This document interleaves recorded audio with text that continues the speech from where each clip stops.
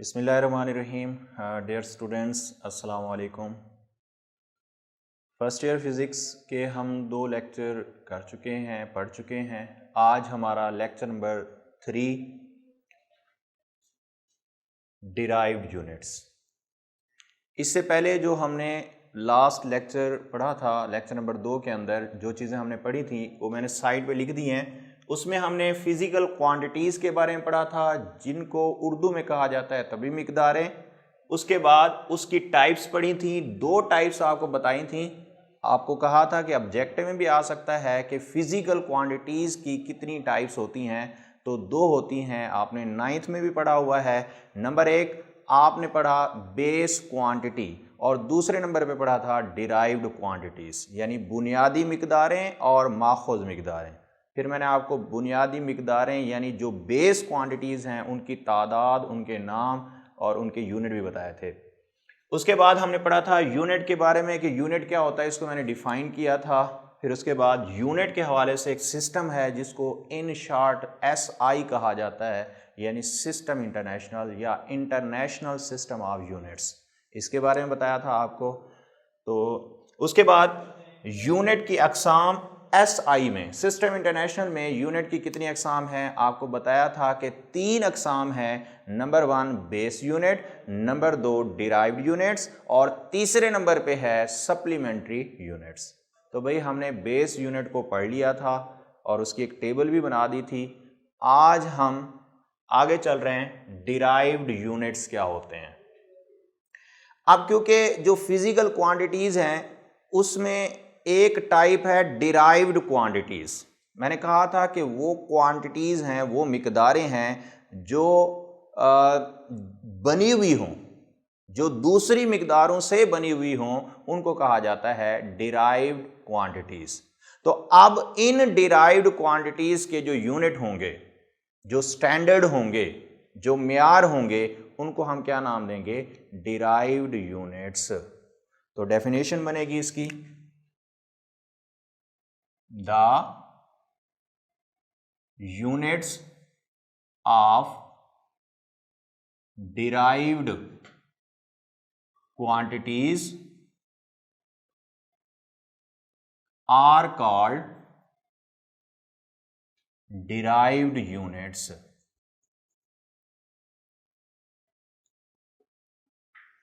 The units किनके? Of derived quantities, यानी माखूज मिकदारों के डिराइव्ड क्वांटिटीज के जो यूनिट होंगे उनको हम क्या नाम देंगे? Derived units. अब यहां पे अगर क्वेश्चन आ जाए कि भाई इनकी तादाद कितनी होती है, तो आपका जवाब क्या होगा कि भाई जब डिराइव्ड क्वांटिटीज फिक्स नहीं है तादाद में, हम नहीं बता सकते ये 2 हैं, 4 हैं, 10 हैं, 20 हैं, हम नहीं बता सकते, फिक्स तो नहीं है। जैसे बेस क्वांटिटीज फिक्स थी 7 हैं, तो उनके यूनिट भी 7 थे। अब डिराइव्ड क्वांटिटीज हैं वो फिक्स नहीं है, अगर फिक्स नहीं है तो इनके यूनिट भी फिक्स नहीं होंगे तादाद के हिसाब से, तो आप नहीं बता सकते इनकी तादाद कितनी होगी। मैं चंद एक यहां पे एग्जांपल दे रहा हूं। मसलन आपने पढ़ा हुआ फोर्स एक डिराइव्ड क्वांटिटी है, और यह भी बताया था कि आप बेस क्वांटिटीज के नाम याद कर लें, वो तो 7 हैं, हो सकते हैं याद। अगर उनमें से हैं तो बेस हैं, अगर उनमें से नहीं है तो फिर वो क्या हो जाएगी? Derived quantity. तो फोर्स उनमें से नहीं है, ये डिराइव्ड क्वांटिटी है और इसका यूनिट सिस्टम इंटरनेशनल में, मैं सारी बात कर रहा हूं यहां पे SI में, सिस्टम इंटरनेशनल में इसका यूनिट है न्यूटन, और उसका जो सिंबल बनता है वो कैपिटल N बनता है। इसी तरह आपने पढ़ा होगा वॉल्यूम, हुजम, वॉल्यूम, ये भी डिराइव की हुई मिकदार है जिसमें लंबाई, चौड़ाई, ऊंचाई 3 चीज़ें आ जाती हैं। तो जब बेस क्वांटिटी या मुख्तलिफ क्वांटिटीज़ मिलकर एक नई क्वांटिटी बना दें, डिराइव हो जाए, तो उसे डिराइव क्वांटिटी कहा जाता है। तो वॉल्यूम एक डिराइव्ड क्वांटिटी है और इसका यूनिट जो है मीटर क्यूब या क्यूबिक मीटर, और इसकी अलामत है M। मीटर लिख के इसकी पावर आपने 3 लिख देनी है, मीटर क्यूब। इसी तरह आप एग्जांपल दे सकते हैं प्रेशर। प्रेशर भी एक क्या है, डिराइव्ड क्वांटिटी है और इसका सिस्टम इंटरनेशनल में यूनिट पास्कल है। पास्कल, और इसे जाहिर किया जाता है PA से, पास्कल। इसी तरह और भी बहुत सारी डिराइव क्वांटिटीज हैं, वो जैसे जैसे हम पढ़ते रहेंगे उन क्वांटिटीज को तो हमें पता चलता जाएगा कि कौन सी डिराइव है और कौन सी बेस क्वांटिटी। आगे चलते हैं तीसरे नंबर पे। ये दूसरी टाइप थी, पहली टाइप हमने पिछले लेक्चर में पढ़ ली थी। तीसरी जो टाइप है उसका नाम है सप्लीमेंट्री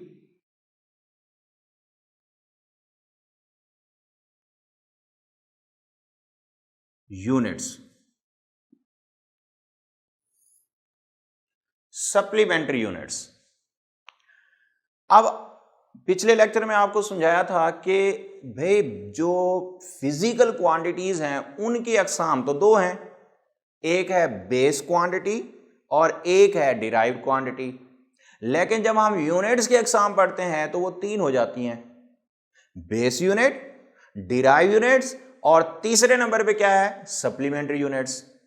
तो इनका क्या चक्कर है, ये तीसरी टाइप कहां से आ गई, तो इस बारे में जरा सुनिए।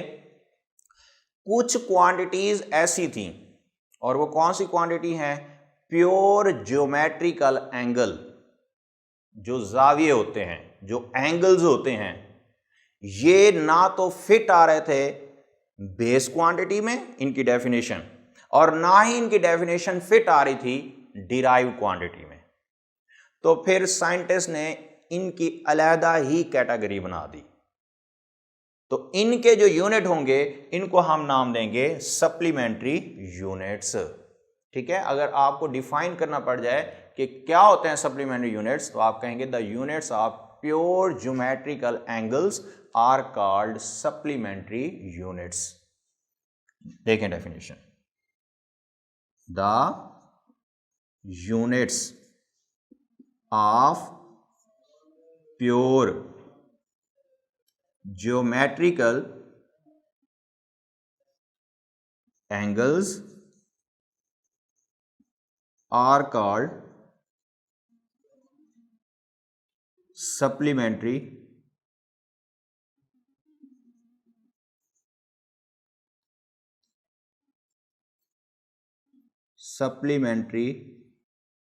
units। और वो कौन कौन से हैं, इनकी तादाद कितना है, ये भी फिक्स है। ये भी ऑब्जेक्टिव में आ सकता है कि सप्लीमेंट्री यूनिट्स कितने हैं, दो हैं। नंबर एक रेडियन, नंबर दो स्टेरेडियन। दो टाइप हैं सप्लीमेंट्री यूनिट्स की सिस्टम इंटरनेशनल में, रेडियन और स्टेरेडियन। आइए अब देखते हैं कि रेडियन कौन सा ज्योमेट्रिकल एंगल का यूनिट है और स्टेरेडियन जो है कौन से ज्योमेट्रिकल एंगल का यूनिट है। तो उसके लिए यहां पे पहली क्वांटिटी या पहला ज्योमेट्रिकल एंगल जिसे प्लेन एंगल कहा जाता है, प्लेन एंगल, और ये टू डायमेंशनल एंगल भी कहलाता है, टू डायमेंशनल एंगल। तो ये जो प्लेन एंगल है, प्लेन, हम ये जो डायमेंशन, एक डायमेंशन से मुराद एक लाइन होती है। आपने पिछली क्लासेस के अंदर पढ़ा होगा कि जो एक्स एक्सिस है ये वन डायमेंशन है, सिर्फ वाई एक्सिस भी वन डायमेंशन, क्योंकि एक लाइन बनती है। एक्स और वाई के दरमियान एक प्लेन बनती है क्योंकि वो टू डायमेंशन हो जाती है। अब देखें, अगर ये एक्स एक्सिस है, ये बोर्ड मार्कर, और ये वाई एक्सिस है, तो अगर एक एक एक्सिस को देखेंगे तो ये वन डायमेंशन है, वन लाइन है। डायमेंशन से मुराद आप यहां पे लाइन ले लें, तो ये वन डायमेंशन है, ये भी वन डायमेंशन है। लेकिन इन दो डायमेंशन के दरमियान हिस्सा देखें अगर आप, तो ये क्या बन रहा है, प्लेन बन रहा है। इसीलिए इसे प्लेन, और प्लेन जो है वो क्या होगी, हमेशा 2 डायमेंशनल होगी। तो भाई याद रखिएगा कि ये जो प्लेन एंगल है ये ऑब्जेक्टिव में आ सकता है, ये कितनी डायमेंशनल होता है, 2 डायमेंशनल एंगल होता है। जो डायग्राम आपकी 2 डायमेंशन वाली है, मसलन सर्कल 2 डायमेंशन, सर्कल यानी रिंग जो होता है ये 2 डायमेंशन होता है, तो सर्कल में जो जाविया बनेगा, जो एंगल बनेगा, उसे प्लेन एंगल या 2 डायमेंशनल एंगल कहेंगे। अगर एक ट्राइंगल है, ट्राइंगल में जो जाविया बनेगा वो भी, क्योंकि ट्राइंगल प्लेन में बनेगी, तो वो भी प्लेन एंगल होगा और उसको 2 डायमेंशनल एंगल कहेंगे। तो भाई जो प्लेन या 2 डायमेंशन के अंदर जो जाविया बनेगा उसको हम प्लेन एंगल या 2 डायमेंशनल एंगल कहेंगे। अब ये जो क्वांटिटी है ज्योमेट्रिकल एंगल वाली, इसका वैसे तो 3 यूनिट बनते हैं, 3 यूनिट बनते हैं। मैं नाम बता रहा हूं। नंबर 1 डिग्री, ये तो आप अक्सर पढ़ते हैं। आप कह रहे होते हैं कि भाई जाविया है 30 डिग्री का, जाविया है 50 डिग्री का, तो वहां जो एंगल का यूनिट आप ले रहे हो वो डिग्री में ले रहे हो। दूसरा इसका यूनिट है रेवोल्यूशन। रेवोल्यूशन चक्कर के लिए होता है। 1 रेवोल्यूशन से मुराद एक पूरा चक्कर, यानी एक पूरा दायरा।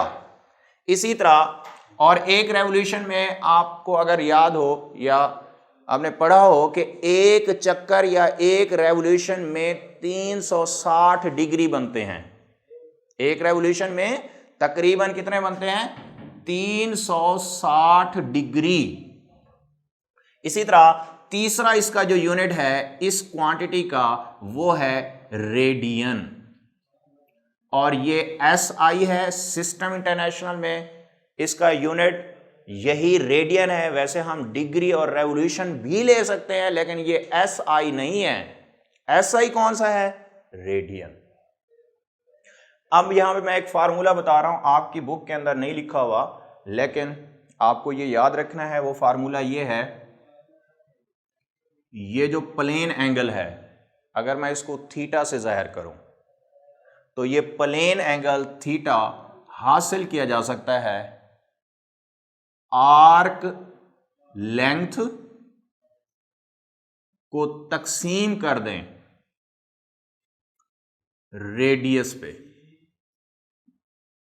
आर्क लेंथ को S से और रेडियस को R से जाहिर किया जाता है। ये फार्मूला याद रखिएगा, ये बड़ी हेल्प होगी आपकी इस फार्मूले की मदद से।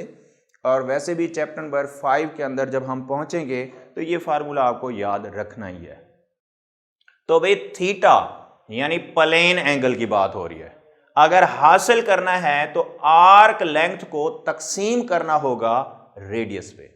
अब आप सोच रहे होंगे ये आर्क लेंथ क्या होती है या लेंथ ऑफ आर्क क्या होती है, तो उसका जवाब भी सुन लें। आपने कभी प्रकार इस्तेमाल किया हो, तो प्रकार की मदद से जो आप एक सर्कल ड्रा कर रहे होते हैं उसे हम क्या कह रहे होते हैं, अगर पूरा सर्कल, पूरी लाइन ड्रा की, सर्कमफ्रेंस पूरा ड्रा किया, तो वो पूरा सर्कल बन जाएगा। अगर कुछ हिस्सा ड्रा करेंगे तो उसे कहते हैं उर्दू में कॉस। उस कॉस को इंग्लिश में कहा जाता है आर्क। तो आर्क की लंबाई को अगर आप रेडियस पे तकसीम कर दें, रेडियस तो आप जानते हैं, तो ये किसके बराबर हो जाएगा, प्लेन एंगल के बराबर होगा। अब मैं डिफाइन करने जा रहा हूं कि ये जो 1 रेडियन है जो कि प्लेन एंगल का यूनिट है, ये ऑब्जेक्टिव में आता है कि unit of SI unit of plane angle is, तो आपका क्या जवाब होगा, डिग्री नो, रेवोल्यूशन नो, तो क्या होगा जवाब, रेडियन। क्योंकि SI सिस्टम, जैसे देखें लेंथ का यूनिट मीटर है, किलोमीटर है, सेंटीमीटर है, माइल्स है, लेकिन SI कौन सा है, मीटर। इसी तरह प्लेन एंगल के ये यूनिट है, ये यूनिट है, ये भी यूनिट है, लेकिन SI कौन सा है, रेडियन। ये आपको याद रखना है। वैसे 3 यूनिट है लेकिन सिस्टम इंटरनेशनल में एक ही होता है और वो है रेडियन। तो भाई मैं रेडियन को डिफाइन करने जा रहा हूं। रेडियन की जरा डेफिनेशन देखिए कि हम एक रेडियन को कैसे डिफाइन करेंगे। ये देखिए रेडियन की तारीफ, ये 2 नंबर का शॉर्ट क्वेश्चन या मारूजी में आपसे पूछा जा सकता है। रेडियन को डिफाइन करने के लिए मैं यहां पे एक ड्रॉ कर रहा हूं सर्कल। ये एक सर्कल है, ये सर्कल का है सेंटर, और सेंटर से लेकर सर्कल के सर्कमफ्रेंस पर किसी भी पॉइंट तक का फासला, इसे कहते हैं रेडियस। ये रेडियस है। एक और भी रेडियस मैं बना रहा हूं यहां पे, दूसरा बराबर ही होंगे रेडियस। अगर ये आर है तो ये भी क्या होगा भाई, आर होगा। अब अगर यहां से लेकर आप यहां तक देखें, मैं लेट से इसको ए कह रहा हूं और इसको पॉइंट बी कह रहा हूं, तो ए से बी तक देखें। अगर आप ए से दोबारा ए देखेंगे तो एक सर्कल है, और एक सर्कल की लंबाई सर्कमफेरेंस कहलाती है, मुहीत कहलाता है उसका। लेकिन मैं यहां पे बात कर रहा हूं कि पूरा सर्कल नहीं, सिर्फ ए से बी तक। ए से बी तक ये तो कॉस है, इसीलिए हम इसे कहेंगे ए से बी तक की लंबाई को हम इंग्लिश में कहेंगे लेंथ ऑफ आर्क ए से बी, और उसको मैं जाहिर करने लगा हूं भाई एस से। पहले कहा कि लेंथ ऑफ आर्क को किससे जाहिर करेंगे, एस से, और रेडियस को मैंने किससे जाहिर किया हुआ है, आर से। अब वो कहता है कि ये जो सेंटर है, जरा गौर से देखिए, दो रेडियस हैं, दो रेडियस हैं। अब इन दो रेडियस के दरमियान अगर आप गौर से देखें एक जाविया बन रहा है ना जाविया यहां पे, क्योंकि सर्कल एक प्लेन है तो इसे प्लेन एंगल कहेंगे, तो ये प्लेन एंगल बन रहा है। अब ये जो प्लेन एंगल है, ये जो जाविया है दो रेडियस के दरमियान, इसे हम 1 रेडियन कहेंगे, 1 रेडियन कहेंगे। कब कहेंगे भाई, शर्त है इस पे। वो शर्त ये है कि जब एस आर के बराबर हो जाए। मसलन अगर रेडियस की लंबाई 2 मीटर है और ए से बी आर्क की लंबाई भी 2 मीटर है, तो इसका मतलब रेडियस और आर्क बराबर हो गए। अगर ऐसा हो जाए, क्या, when length of arc is equal to radius of circle, तो सेंटर पे बनने वाला जाविया, सेंटर पे बनने वाला प्लेन एंगल कितना होगा, 1 रेडियन। ये मैं आपको प्रूव भी कर देता हूं कि वाकई अगर एस आर के बराबर हो जाए तो 1 रेडियन होगा जवाब। तो पहले मैं डेफिनेशन बना लूं। यहां पे डेफिनेशन क्या बनेगी, रेडियन किसका यूनिट है, प्लेन एंगल का, तो इसलिए आप यहां पे मेंशन करेंगे the plane angle, the plane angle कहां, at the centre of circle. कहां बन रहा है, दायरे के मरकज पे, सॉरी दायरे के सेंटर पे। When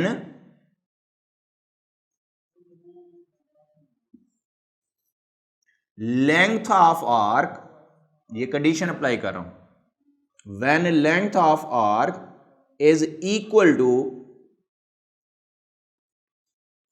radius of circle is called 1 radian। ये है भी डेफिनेशन। जरा दोबारा देखें, डेफिनेशन के दो हिस्से हैं, मैंने इसको दो हिस्सों में तकसीम किया हुआ डेफिनेशन में। एक हिस्सा जिसमें ये बताया ये किसका यूनिट है, दूसरा हिस्सा ये कब 1 रेडियन होगा। मसलन आप देखें, मैंने यहां मेंशन कर दिया कि रेडियन प्लेन एंगल का है, इसीलिए मैंने यहां पे लिखा द प्लेन एंगल।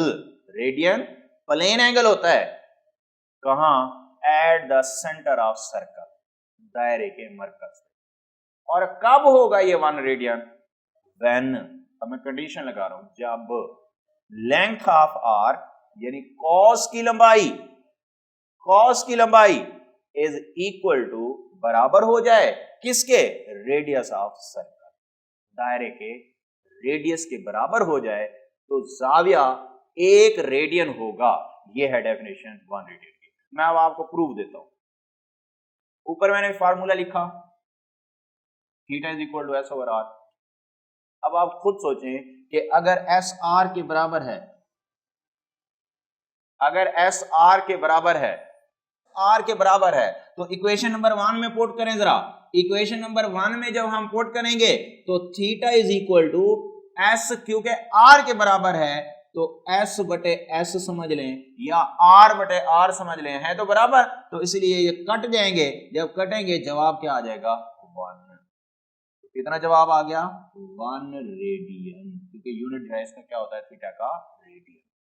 प्रूव हो गया कि अगर आर्क की लंबाई और सर्कल का रेडियस यानी एस आर के बराबर हो जाए तो उस प्लेन एंगल को क्या नाम देंगे हम रेडियन।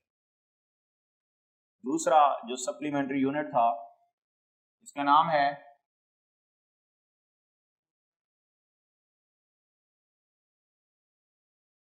स्टेरेडियन, और ये कौन से एंगल का यूनिट है मैं उसका नाम लिख रहा हूं यहां पे। इसे कहा जाता है सॉलिड एंगल।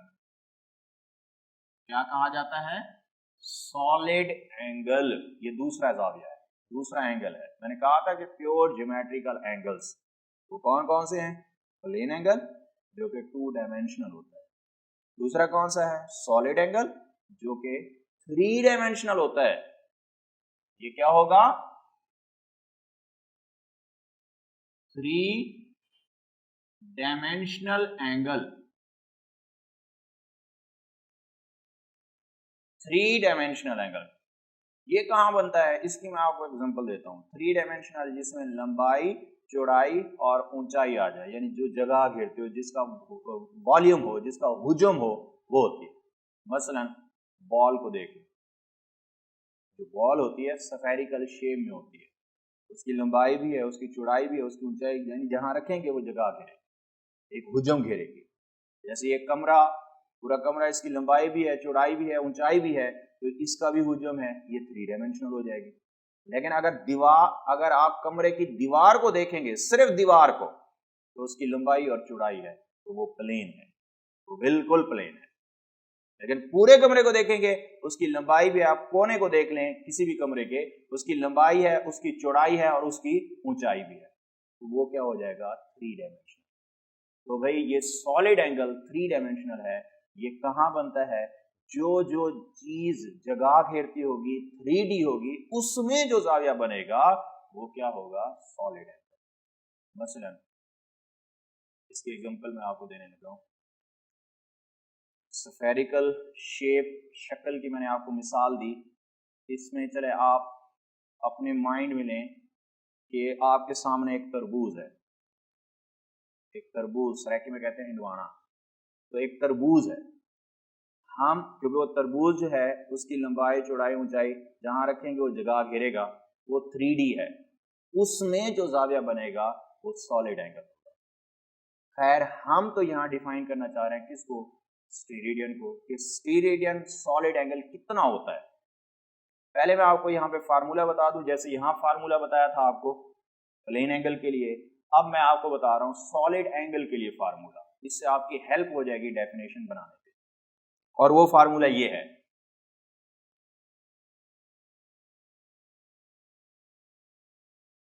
सॉलिड एंगल बराबर होता है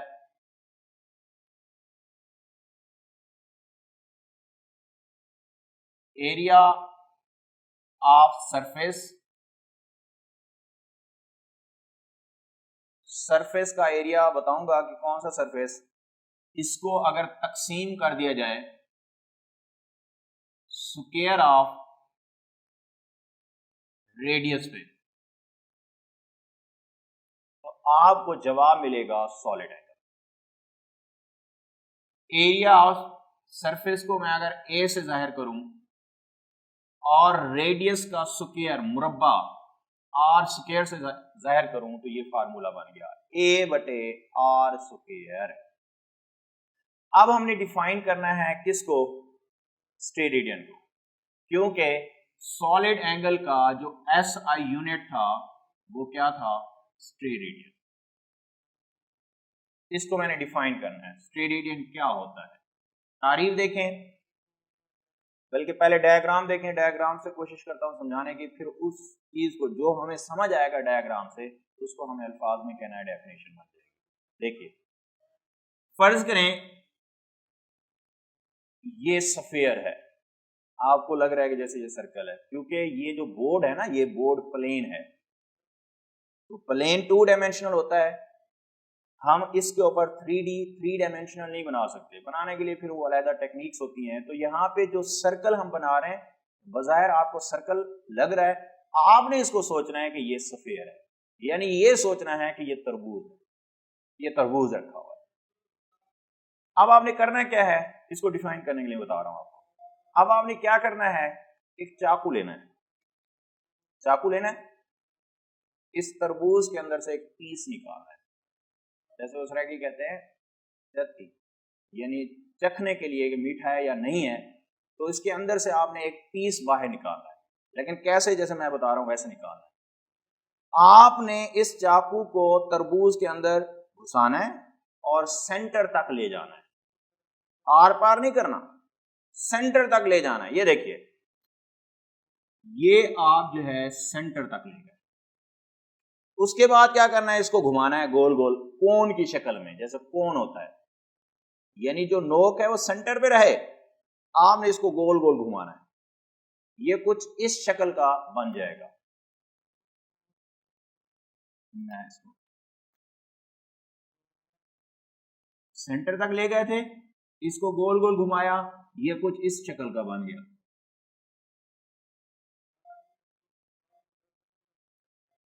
ये कौन सा हिस्सा है, ये हिस्सा तरबूज के ऊपर वाली सतह, यानी छिलके वाला हिस्सा है, जो छिलका है उसके ऊपर तरबूज का, ये वो वाला हिस्सा है।